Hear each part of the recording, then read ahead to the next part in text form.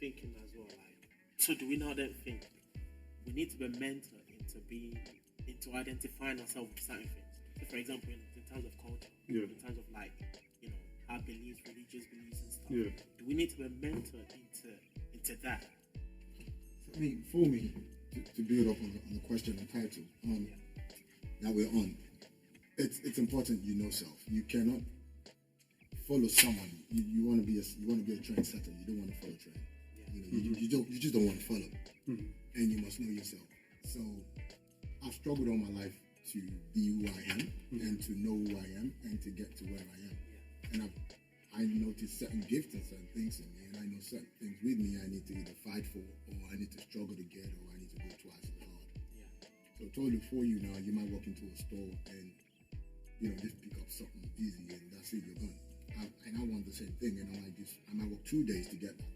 And I've understood that about me. So you need to know self, and in knowing who you are, you cannot just follow all the time, because you just go keep following into potholes.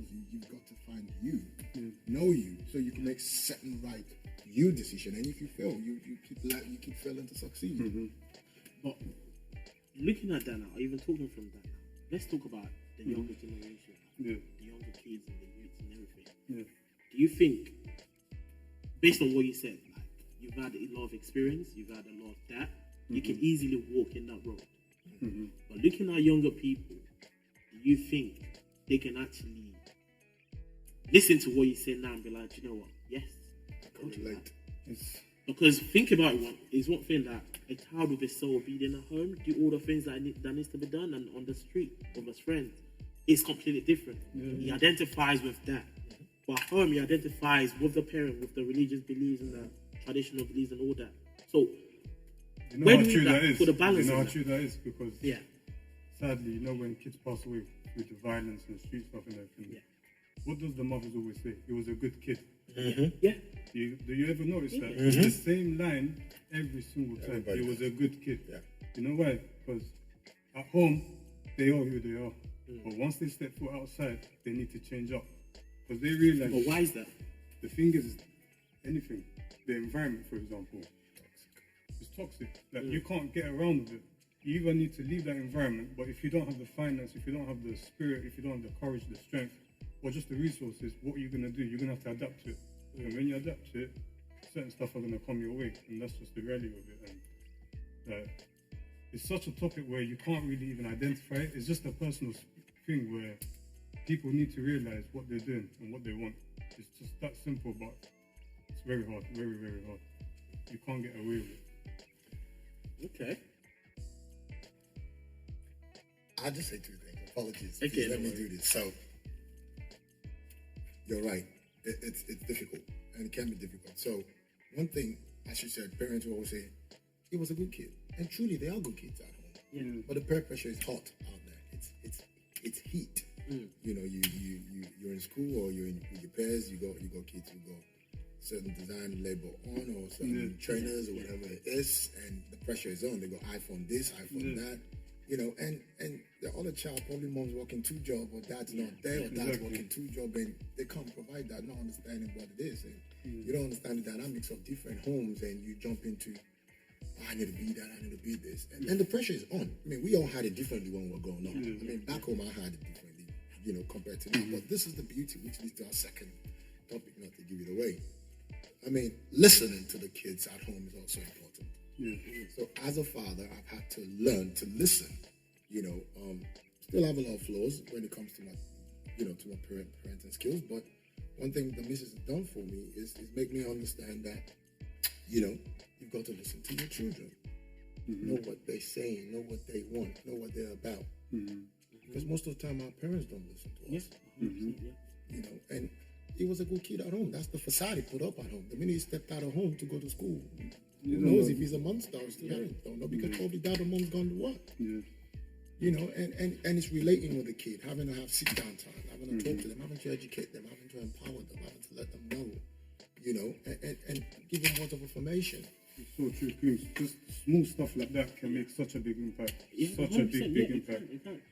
But you know what I'm thinking now? So what do we then? It's like, because I think always abstract. Like I just have like an abstract thinking in terms of like why that. Like a spider web. Yeah. So it's like, you know, we're talking about a toxic environment, and we can't actually say, you know, anyone is responsible for that. But then at the same point, we can still say certain things are responsible for that, because if, you know, a child lives in a toxic environment and then he's, you know, being a different child outside, at some point it will show, you will see that. Even, for example, like, we as adults now, we're saying certain things like, you know, your friends are driving the Benz, doing this, all that. It's a lot of pressure. If you ain't got that money to buy that, you're looking at your boy like, it's spent like, what, rats on certain things. You can't do that. But that's the pressure that you feel like, how do I deal with this? But you would still want to, and it goes back to what you said, like, if you don't know yourself, it can like easily get thrown in the wind, you know what I mean? So it's like, how then do we work around that toxic environment? And like I don't want to go a bit extreme, but like, say for example, like, you know, London, South London, all these things going on. How do you work around that? How do you like, make sure you identify, even though you still identify with that environment, but you're making sure that you're walking away from it, if that makes sense? So again, I won't talk about two environments now, because I don't want us to make this all negative. So we got toxic environment, and we have blissful environments as well, you know, such as you know, positive environments, and you can see a replica of that from both examples. You know, you know, people who are doing well want to do well, and people who are doing bad want to do bad. Or it depends on what social economic ladder you are on. You know, so for that reason, I wanted to bring the other people as well who are in good environments, who still bring out bad apples. You know, you know, and the people in toxic environments who bring good apples. Now, I haven't said that. I'll link it back again to your word. Should it be mentoring? Should it be coaching? Should it be? What should it be? What are these kids saying? Important. I mean, we all know, because I mean, we all know. You know, it's what we see at home. Home is the first place of education. Home is the first place of teaching. Home is the first place of mentoring. Who are you looking up to? I had a quote on my phone the other day my younger brother sent to me, and it was quite funny. He had a picture with 3 women carrying firewood on their head in a rough road of Africa. And it was the mom and the child. And, you know, you have these young girls come out of school now and they say, who's your mentor? Who's your coach? And he says, it's Michelle Obama. It's Kim Kardashian. What about your mother? What about your father? You don't see the firework on our head carrying all that weight. Who paid your school fee? Who saw you through school? Who saw you through that 16 years or 18 years at home? We were so quick to forget all of that. You know, the quick thing is we jump on the celebrity ladder. We forget who we are. So it's all about parenting again. It all starts from home. You know, what are we seeing at home? What are our parents feeding us with? What's mom doing in her spare time? What's dad doing in his spare time? Yeah, they got to work. We get that. But what are they doing? You know what? I think that little time they should be spending with us or with the children, you know, empowering them, letting them know. Do they have family time? Do they have sitting time? Do they catch up? Do they go out? Do they go for walks? I think, like Kim said, beautiful, identity, where at least where we can say it starts from home. That's the main point. If the start of the foundation is wrong, everything else is going to go bad. And you don't know how it's going to turn up. And you just need to pray that kid finds his own path. Because, like I said, or like Kim said, if the foundation isn't strong and it's not taught right, God knows what's going to happen to that person when they grow up. So in a nutshell, it's like our identity stems from the house. Yes, 100%. From our parents, from the people we see on a daily basis. That uncle we like, that auntie we want to spend time with. It's all home, because we could be in a toxic environment and home is bliss. Home is what keeps your energy protected. Exactly. Home is where the heart is. Home is where the energy is. I could be out there, it's all noise. When I get home, I'm cool, I'm blessed. You know? It's true. And that's it. It's all noise. The toxic, it's all noise. Okay, let's talk about the cultural aspect of identity. In terms of like, you know, there are certain ways that we've been raised, and then sometimes we'll think, you know, I kind of like look at 1 or 2 things and I'm like, you know, I wouldn't raise my kids like that. Not to say, because the times I've seen people that message some of my friends, and they're like, it's not because our parents don't want to like raise us in a very good way. It's just that they don't know better. That's not to say in a harsh way. That's what they that's see. That's what they know. So that's what they thought. That's what they saw going on. Yeah, so it's like now they've raised the base and that, and then now we're looking at the cultural, the cultural and the traditional thing. Like, for example, with my culture, it's kind of different from yours, I would assume. But there are certain things that we can probably be able to relate to. Yeah. So, how then do we now encourage that, the cultural aspect of identity? Because to be honest, if we look at the next 10, 20 years, things will be different from what it is right now. Easily. The way people would dress, the way people would talk. How do we still keep that intact? I feel like not really going with the rules where the system is taking us. So, like you said, everyday songs, music, fashion, everything's changing. Don't easily adapt yourself to it, because if you do, then you're going to be changing your culture without not knowing. I think it's just a way of keeping your mindset on lock and just not realizing, whatever I go through change socially, like without your consent, I'm still holding on to my cultural aspect of my identity. I'm not changing who I am.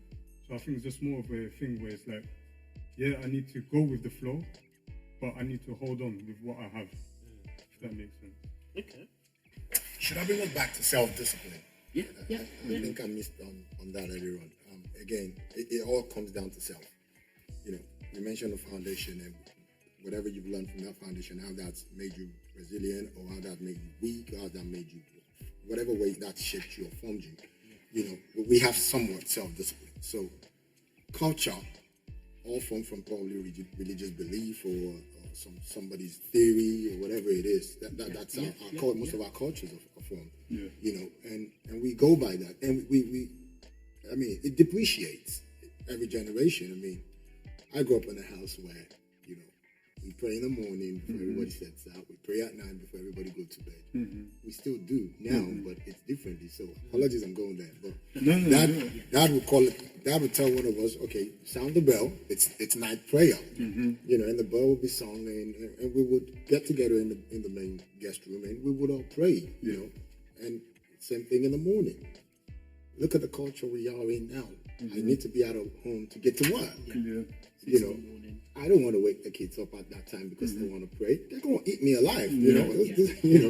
There's a kid who set the alarm off for 7 to get up to get ready to get to school for 8:30. I'm on my desk at 8:30 already working at 8 o'clock. I'll be waking them up 5:15, 6 a.m. because they need to pray. I need to be a bit fair. In as much some will say, no, you got to wake them up, is what you got to do. I remember one Sunday we were driving to church. So I live far away, and we used to drive to church in London. And my next door neighbor, bless him, Mr. Ron, and he said to me, come on, Chris, you drag these boys all the way to London every Sunday for church. Have you ever thought maybe they need to relax? And I was like, okay. And I was like, relax. That's my culture. That's how I was brought up. Every Sunday we got to get our backside to church. And that means basically that guy's culture is very relaxed. So what he sees as yours might look too much for him. Yeah, but listen, they wake up Monday to Friday to go to school. Saturday they go to lessons. Sunday go to sports, and Monday again back to school. When do they get to relax? Come on, let's be wise and let's be fair. Not that they shouldn't go to church. And I had to change the timetable. I put them on 3 Sundays a month or 2 Sundays a month, and I told them you get one Sunday to chill at home and relax and do your thing. Ask Mr. Ron, keep an eye on them. But again, someone will say you failed them. They're not going to church anymore. We still pray at home. I still teach them the values they need to know. But again, it's how people interpret it. So. Exactly. So it comes down to personal. As long as you know, as long as you know that you're doing your job. Validation from other people, like it or not, it's not really going to matter. It's irrelevant. So we can then now say that cultural values needs to be passed on or to be retained based on understanding. It can be changed for the better if you can see improvements to be made, but that doesn't mean you need to completely change it to suit it to your liking, if that makes sense.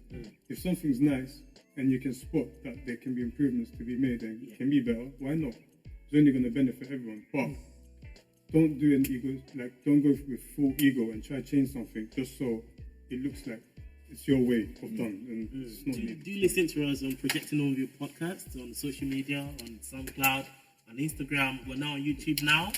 And let us know what your opinions has been. Let us know what you think about this. How do we identify ourselves? How do we prove our identity? Is it something that's evolving? Is it something that we need to keep? Is it something that changes based on the environment? Until next time, do you have a